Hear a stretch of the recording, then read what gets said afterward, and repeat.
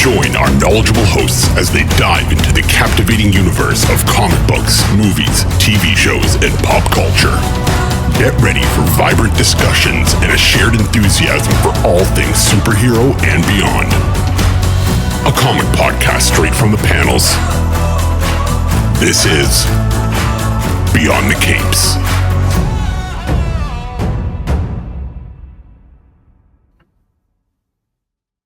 All right, everyone, welcome back to another episode of Beyond the Cape podcast. With us today is Josh Blaylock of Devil's Due Studios.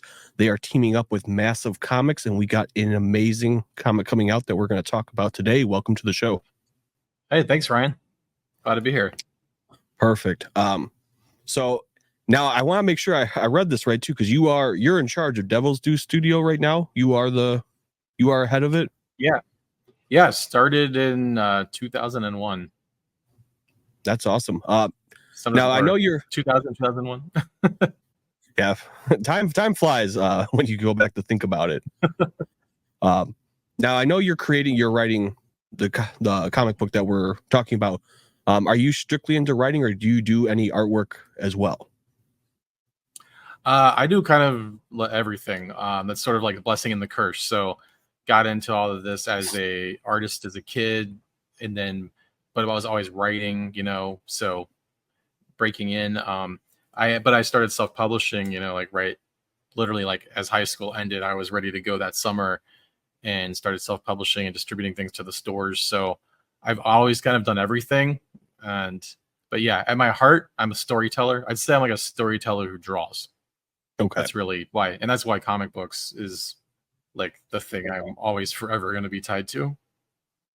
Yeah. And I always wonder that because it's interesting when people do kind of a little bit of both writing and artistry. Because I do feel like at some point you do kind of have one that you prefer. Sorry, I lost you there for a second. Oh, no worries. We're back here. But I was just saying, like when you do writing and art, I do feel like there's usually one that you kind of go with more. Usually when you have like a writer and a creator at the same time, I usually like with the art and the writing, I usually feel like there's usually one that you tend to lead to. And I find for most people that do both, it tends to be writing that really kind of pulls them in. Oh, yeah, for sure. Because, I mean, if you're going to draw, that's like all you're doing. You're drawing that one book or maybe two books if you're super prolific, and, you're focusing on that page all day long. So it's it's hard enough. It's still very, very hard when you're writing to have to stop. Maybe one day you do like admin stuff, you got to do marketing stuff. So, because you're using completely different part of your brain space. But with writing, there's still less time required and allows you more flexibility. And what I try to do, since I do draw, is I can at least be really more involved in the world building and, handing over like, hey, here's the character designs. Here's certain things about the world that, might need to be easier to explain. And it's just easier for me to do it that way, honestly.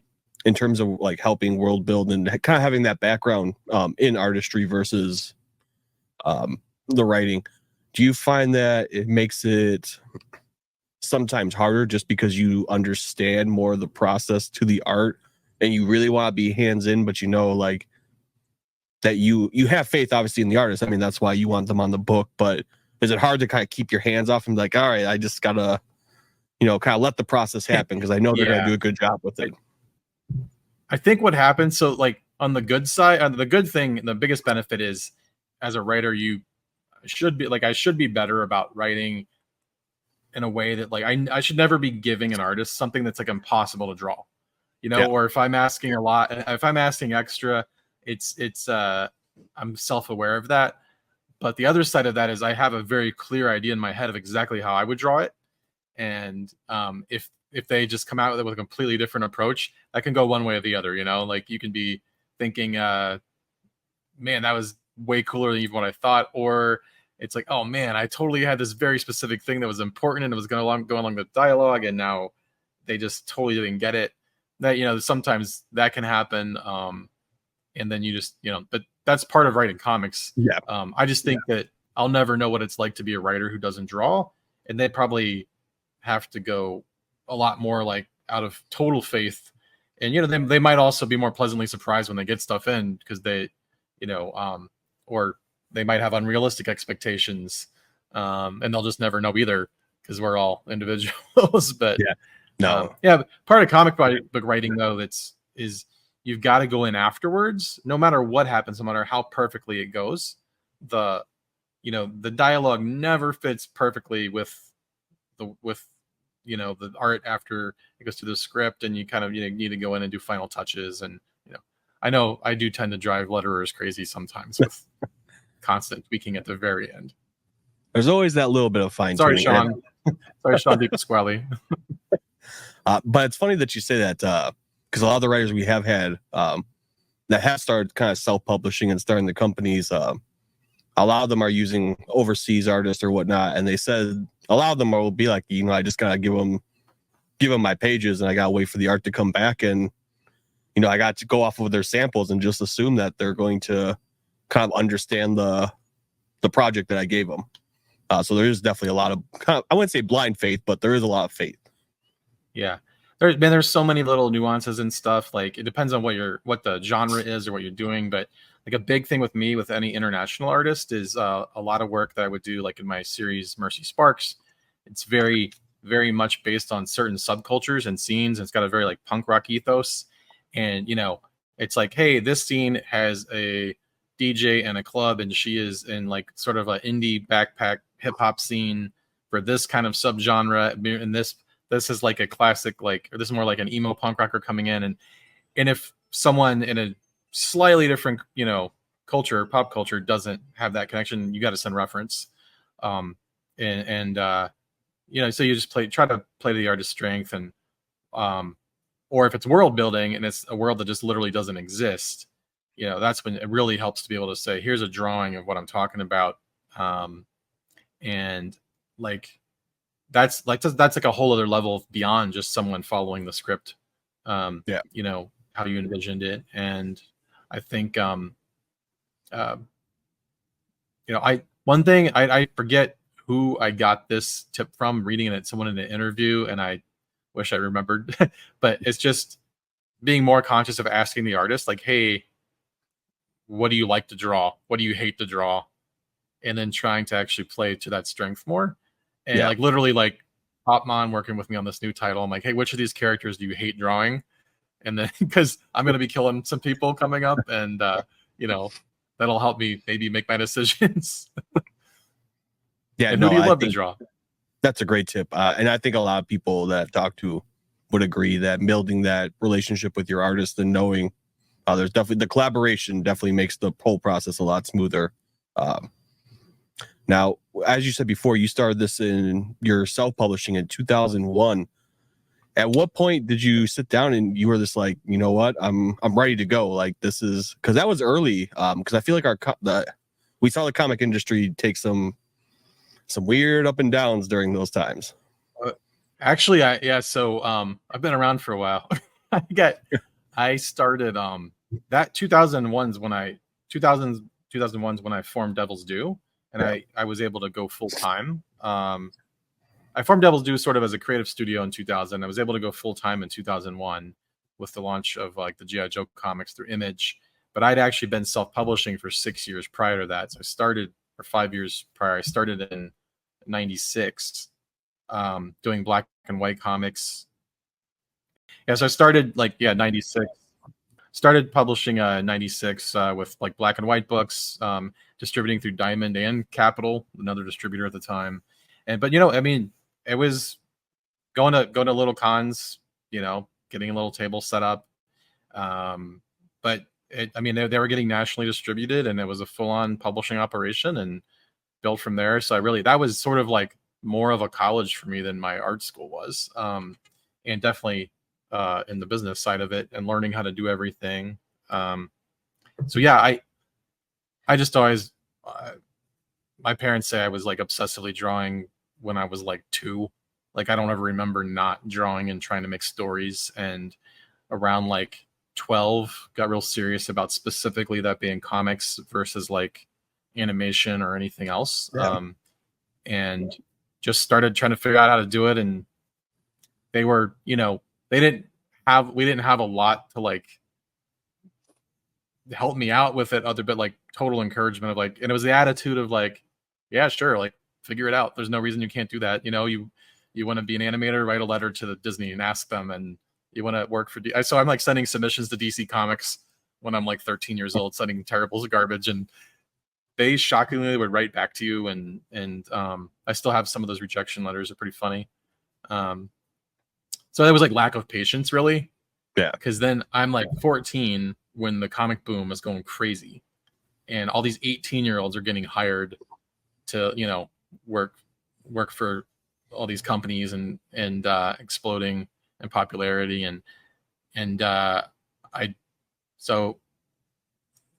I lived in Cincinnati, Ohio. There was really no good connections. There was no big cons around there. I couldn't get that far. And it's sort of like a weird path. Just by default, I ended up self-publishing, getting comics that way. And versus like, you know, the intention was always just to get hired somewhere and to go work like the dream job at one of the companies. And it just didn't, that's just not the path that I fell into. Yeah. Do you think that path definitely has helped you further on? Because I mean, it's a lot of work, obviously, starting self-publishing kind of from the ground up. But I feel like the lessons learned and kind of what you take away with it, especially in story building, marketing, and whatnot, does give you such a crash course versus someone that maybe went to Marvel for 2 years and now they're out of Marvel. Now they're not really sure what they should do next because they were just told write the story or draw the story. Yeah. I'm always like, you know, I'm always back and forth on that because you know you just never know, the road never taken. Like if you know, I definitely sometimes wish I had more of a history of like actually working with some of the bigger companies. And I mean, a lot of my good friends are like superstars at these places now, and I could have been doing work for them had that been something I was more, you know, aggressively pushing for. And I'm still interested in doing some of that.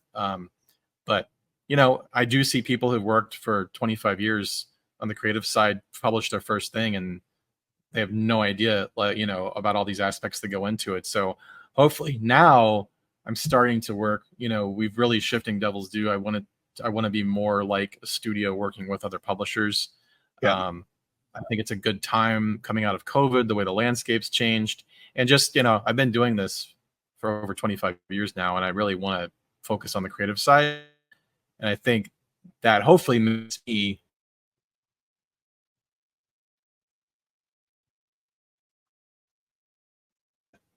understands every single thing the publisher has to do and has an appreciation that other creators might not have. So that I can, you know, just do the best job and be a very pleasant person to work with. That's, you know, at the same time, you know, I'm going to also know if something's not getting done because I know, or I might be thinking of stuff that they haven't thought of because they're busy or whatever, you know, and, you know, I'm not going to ever not be able to stop thinking about all the moving pieces. So it's part of my new challenge is to like, turn off the business brain a little bit and really focus in on the creative. Yeah. I mean, and Massive, who's put out a lot of really good books. It's a great team up. I think there's a lot of team ups happening as you have so many indie people that are starting to kind of come out of the woodwork that took COVID as a kind of a platform to really sit down and think about what they want to do. Do you see yourself doing more of these team ups along with like kind of the industry? I feel like that's the kind of, I wouldn't say the new norm, but it is definitely a popular choice. Yeah, I mean, that's what I really would love to do. And I mean, I specifically, you know, started talking with Massive. They actually approached me first. I just sort of like said, hey, I love what you guys are doing some awesome stuff. And they started talking to me about, you know, publishing. And we really honed in on this one new title to start with because we mutually both felt like they really instantly got it, what I was trying to do. And I haven't seen anybody marketing things the way they had. Like they came out of the gates with how they were handling things on Whatnot and doing books that might not have been understood like on certain levels on the retail and the stores. Yeah. And they, you know, blew through like 800,000 copies in the first year. And you know, some of the other stuff they pitched to me that I can't talk about yet on how they want to market this. it actually is similar to how I've always thought of stuff. A lot of innovative kind of cheeky marketing Devil's Due did like 20 years ago that was before social media that people don't remember, but we were that same attitude. And now we're a smaller studio. I'm not trying to be a big publisher again. If you want to be a big publisher, especially now with as competitive as everything is, and you've got to publish, you've got to focus on publishing, and you're going to be playing that game where you're fighting with other big boys, and you're trying to get licenses just for the sake of getting them, and like you're trying to get market share, and it's just like that's not in my DNA. And I think I'm much more of could be more of a little powerhouse that moves along and does projects with different people, and brings everything and all the knowledge and infrastructure that I still have, and people that still work for me that can help elevate each project and focus on the right publishing partners for with like what the title is. And we have a lot of supernatural sci-fi stuff, a lot of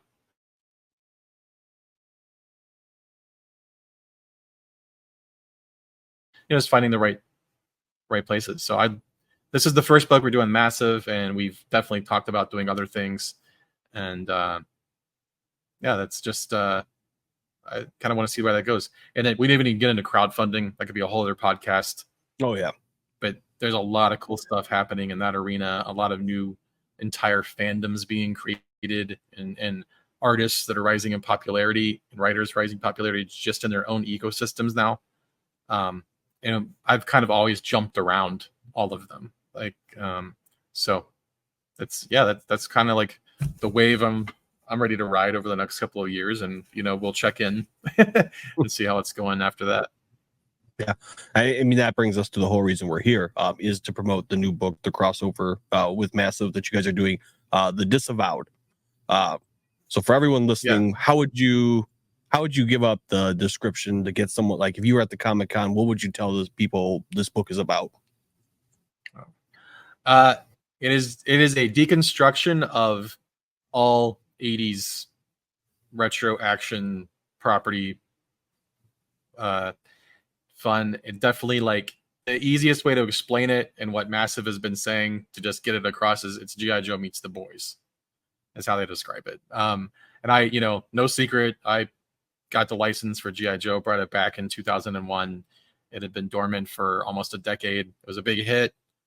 We did it for 7 years. We did hundreds of books and Transformers crossovers and everything else. And it brought a lot of people back into comics who had been gone. And then, so there's that whole history there. Funny enough, it was with Image Comics that I published it through for a couple of years, and always be grateful for that. And then I haven't touched one of those books in like 14 years, I think, since IDW had it. And also love everything that Skybound's been doing. I think they're doing a really good job. That said, like, beyond just having fun with like a sort of like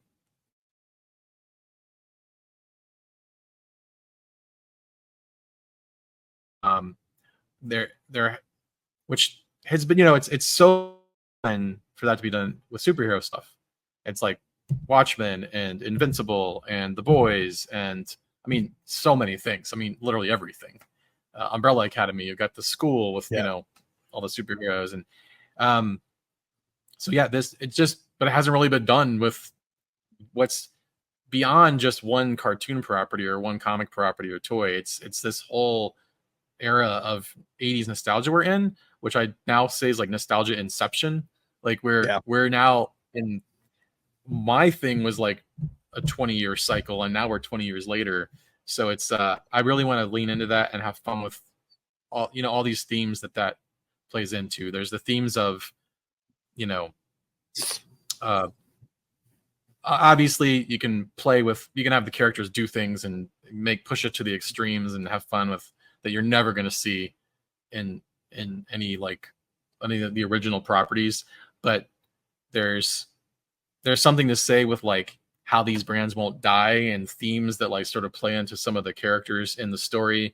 There's also themes that parallel, you know, people that like just not leaving stations of power in corporate world and politics and everything. And it's kind of like all these things really sort of like come together nicely for a fun story where I can be as irreverent as I want and be as serious as I want about it. And you know, that the so the Disavowed is about like sort of a badly kept top secret task force from the 80s called the United Five, and their fight against a cult group turned terrorist that originally started as a motivational group with esoteric leanings called Komodo.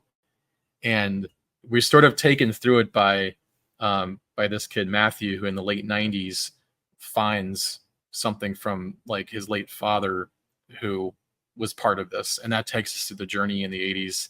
And there's really a feeling of like things seem more normal now, and when you hear the story of what happened back then, it's like that was crazy shit. Like what was going on there? And you know, so like all the flashbacks are bananas. Like it's over the top.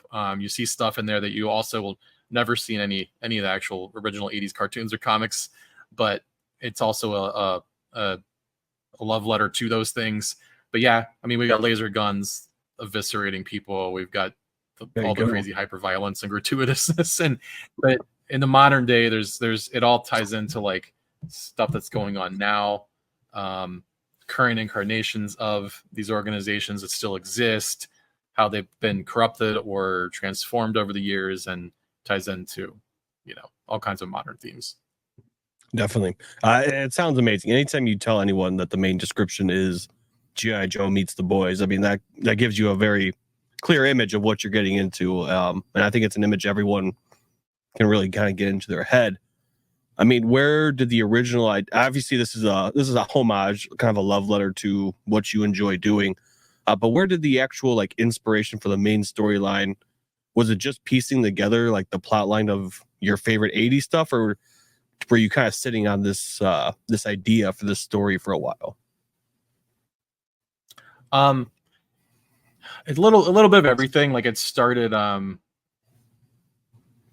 mean, I definitely had, it's funny enough, a lot of it had nothing to do with like G.I. Joe or anything, because I had a very specific idea, like if I was to ever be involved in that property again, like how I could come back into it and how it would be marketable and how it would be pretty much a guaranteed seller.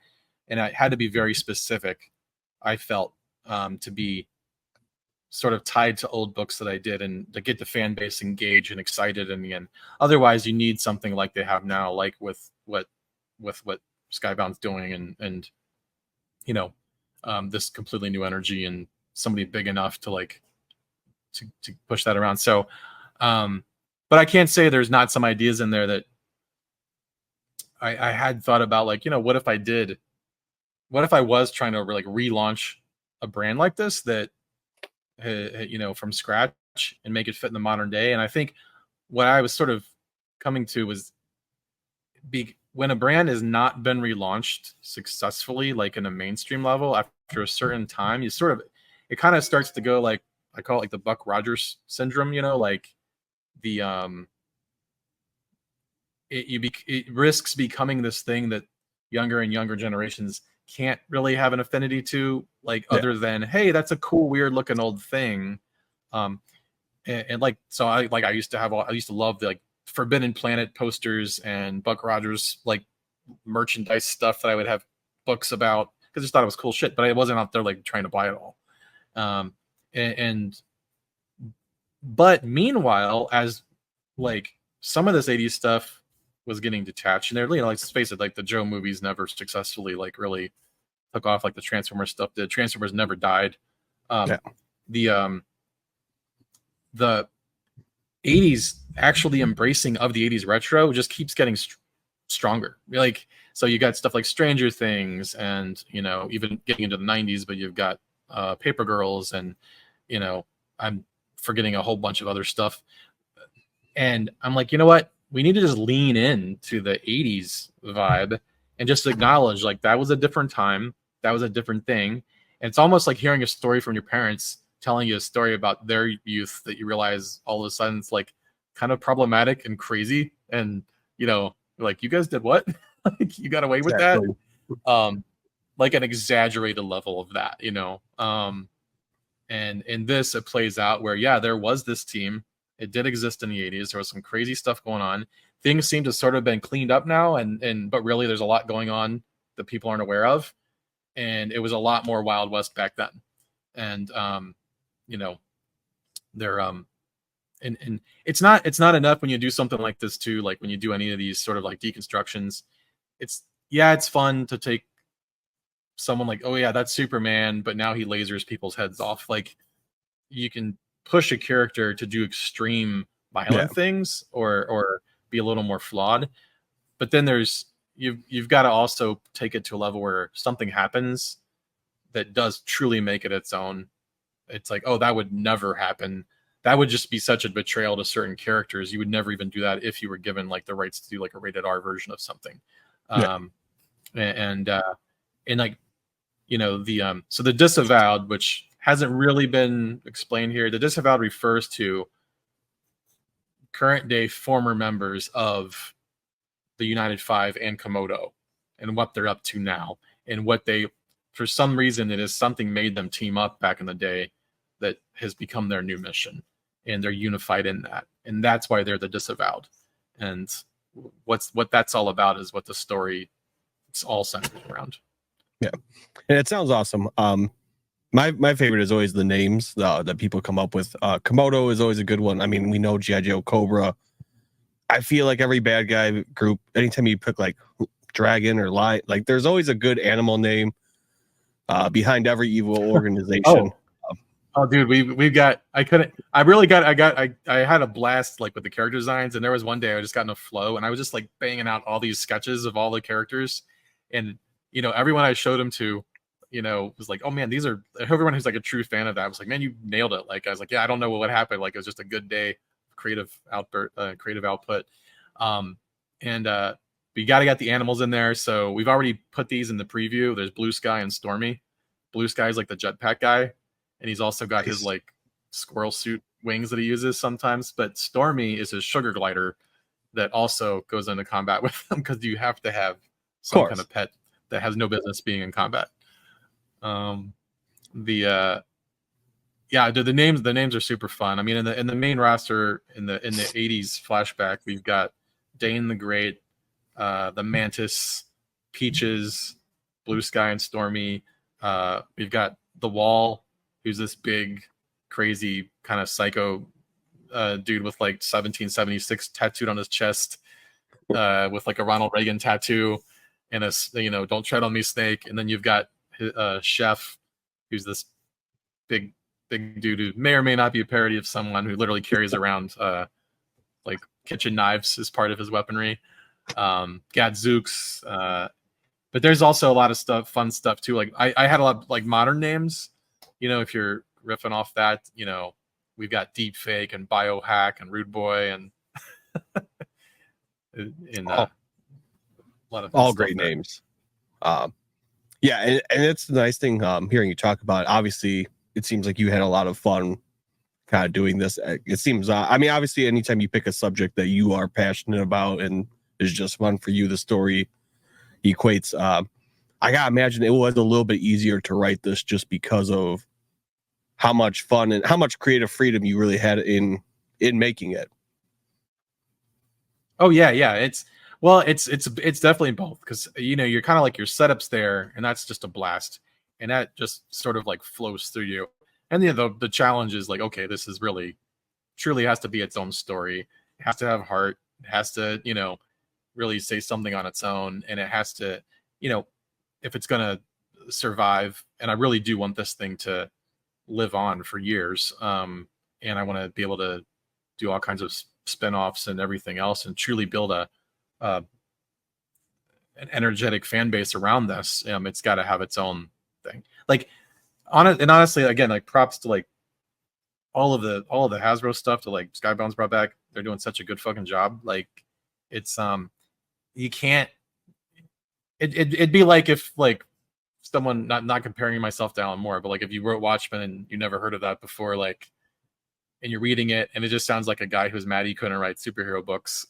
like it wasn't that, it was something completely different. So it's, people have to like be able to go read their regular, their popular characters they've known and get that thrill.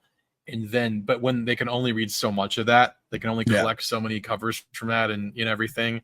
It's like something kind of fresh that still gives them the same feel with a little bit of like, oh, I see what you did there. And then uses that as sort of bait to pull them in. And the part of what we're doing with this is, and anyone who's picked up the Ashcan, the preview book at the con has seen this already. We're actually sort of treating this like it really did already exist outside of just the fiction. Like we're acting like this was a brand that existed in the 80s, and it also had its sort of like resurgence in the 2000s, and now it's back again. And there's we're gonna have a lot of fun with like letter columns and a lot of like ads. I kind of do have an obsessive amount of stories for the characters, just couldn't help it. And I want to, one way to sort of play off that is you can like show like the character or the figure or whatever with a little backstory without the pressure of having to put it into the story. Yeah. And maybe later you will, but there's no reason to like not be able to have fun with it. And that's just something that I hope we do it. If we do it right, like the fans will be able to sort of pick up on that, contribute some of their own fun to that. And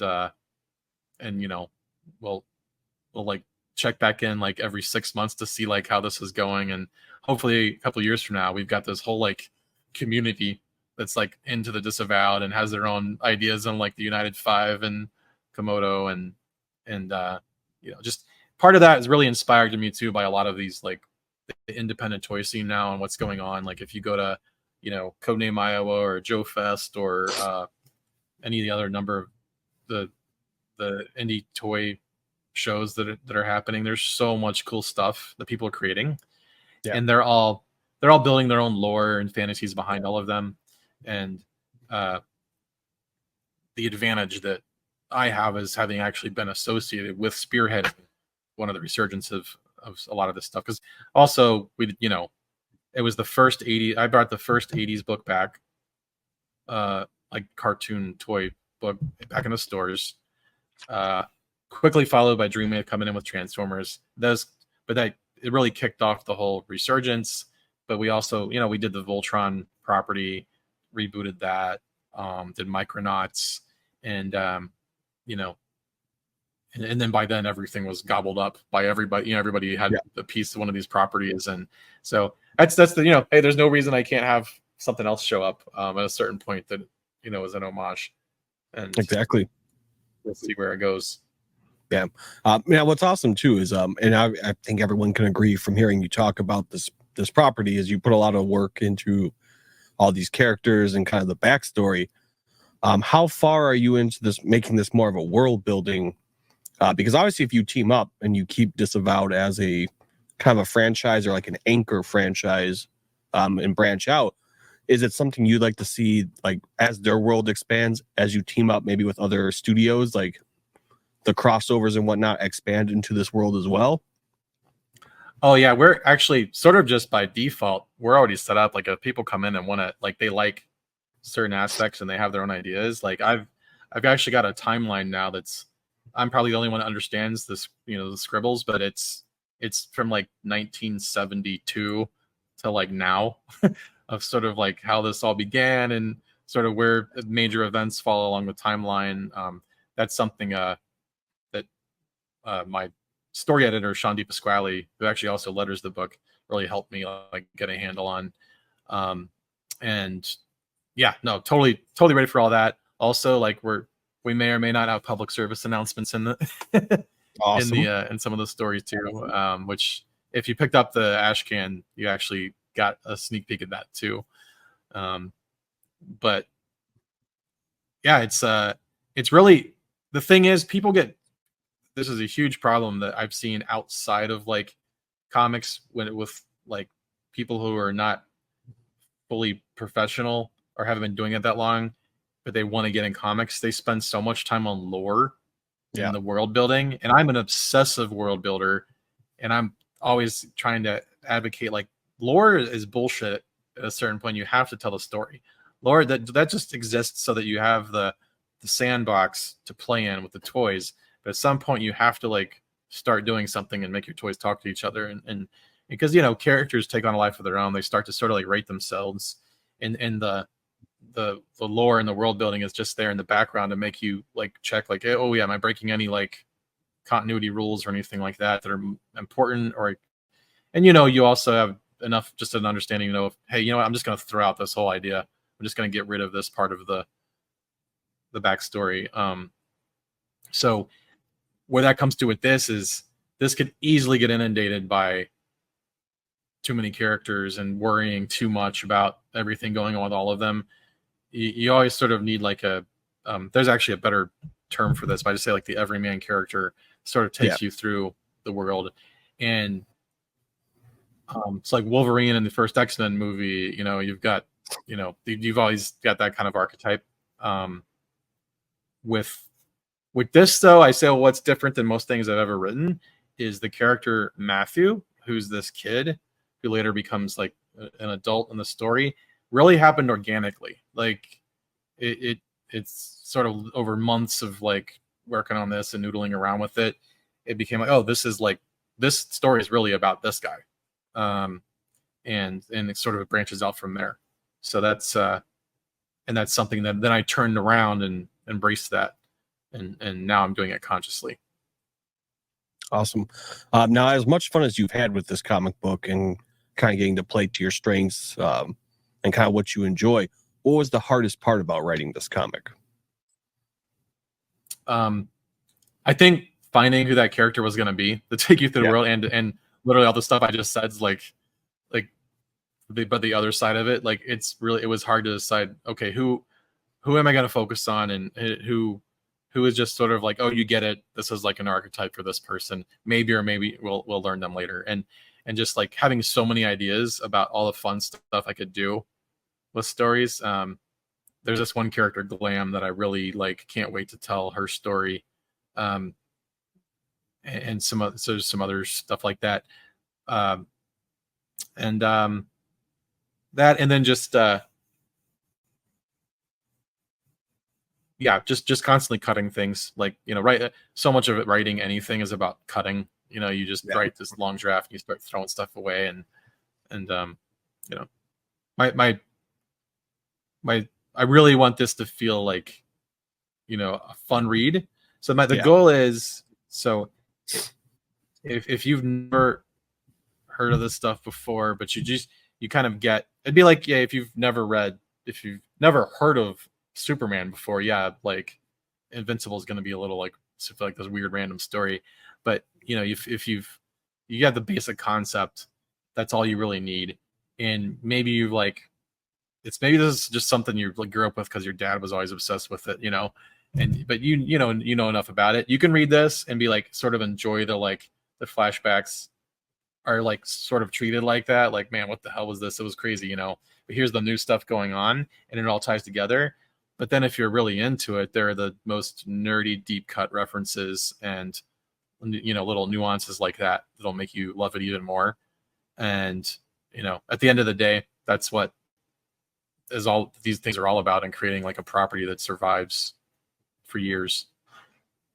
Definitely. And the nice thing too about this comic book is you put so much work into all these side characters, and kind of these fun stories.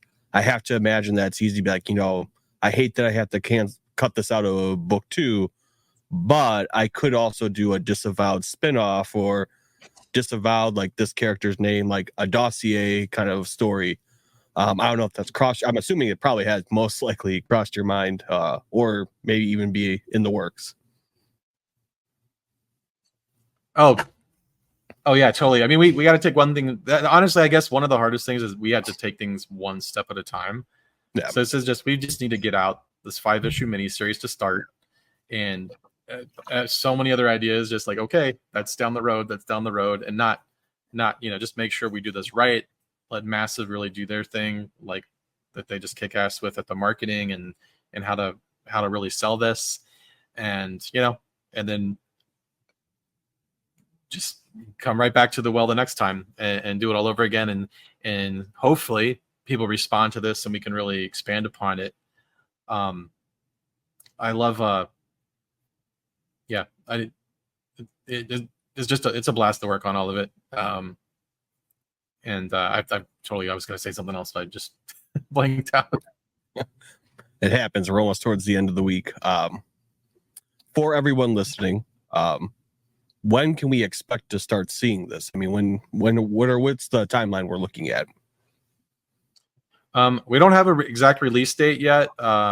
We've got people following the Backer Kit page. I'm not sure it's going to actually launch on Backer Kit, or we're going to do on Kickstarter, but regardless, we're building up the base to notify everybody, keep them updated on information. Massive is spearheading all of that. You can still always go to devilsdewstudios.com and have information there. Sign up for my email list. I'll be keeping people up to date. There's actually a Facebook fan group that's got like almost 200 members already. My Facebook account was like randomly, weirdly disabled from like a hack thing or something, and I'm trying to get that reinstated.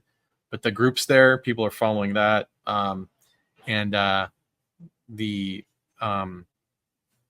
just trying to. I'm going to be, I'm really engaged in. I already know a lot of these people in the fan community for a lot of the G.I. Joe stuff and all that. So just I'm around Blaylock Comics on Instagram too. Oh, well, I know one thing I was going to say, I just remembered. So you're talking about like the little dossiers and all that. Yeah. When you go back and look at a lot of the characters you may or may not have loved as a kid, a lot of times you'll find out that they weren't really that prevalent. Like they weren't as prolific in the story as you remembered. And what you really love was you read a little description about them. Yeah. And, they did one cool thing in one issue, and then you had the toy and you made up your own stories. And when you go back and look at it, it's like, man, that guy was only in like 5 issues and like 3 episodes of a cartoon for a second. Exactly. And, and then you really get a good, there's so many great interviews with Larry Hama talking about the comic side of it. Well, but one thing that fascinates me is, he literally created a lot of this entire concepts of even like the dossiers and all that.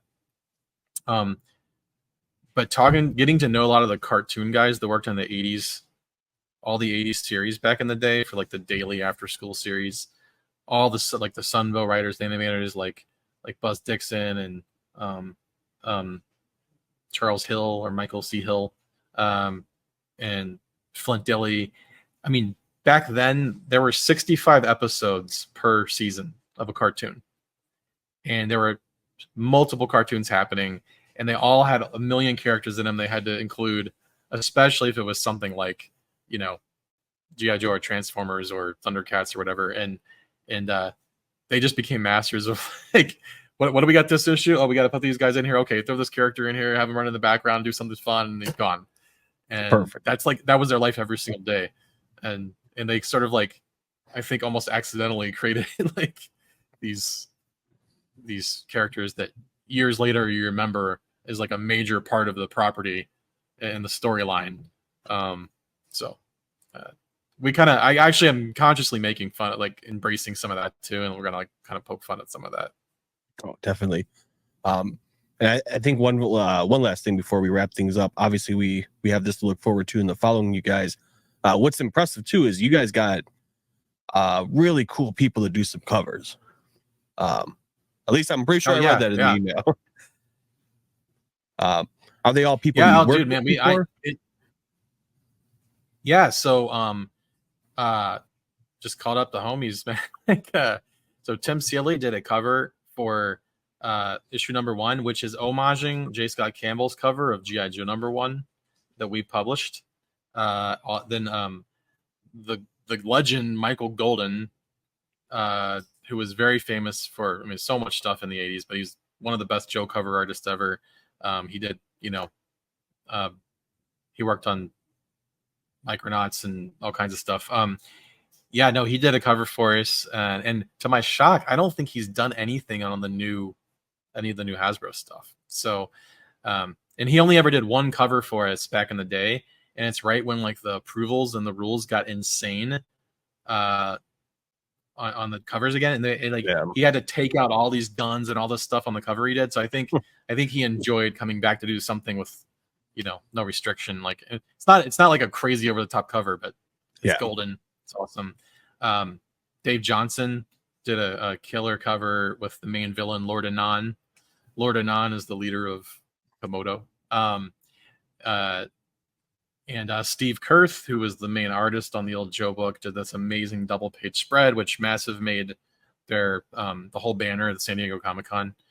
And we're lining other people up. And we haven't even talked about Pop Mon, who is my partner on this. I should have said that like very first thing. Pop's awesome artist, worked for DC and Marvel. Currently, I don't know if I'm even allowed to say some of the other stuff he's been doing recently, if it's been announced yet. He came in and just crushed it on the first issue. He's, been diving into the subsequent issues since then. And, he just gets it. And, he's the only person, like, he's been too busy drawing the book. He hasn't done any covers yet. So I've got to get some covers out of him, and I might do a couple myself.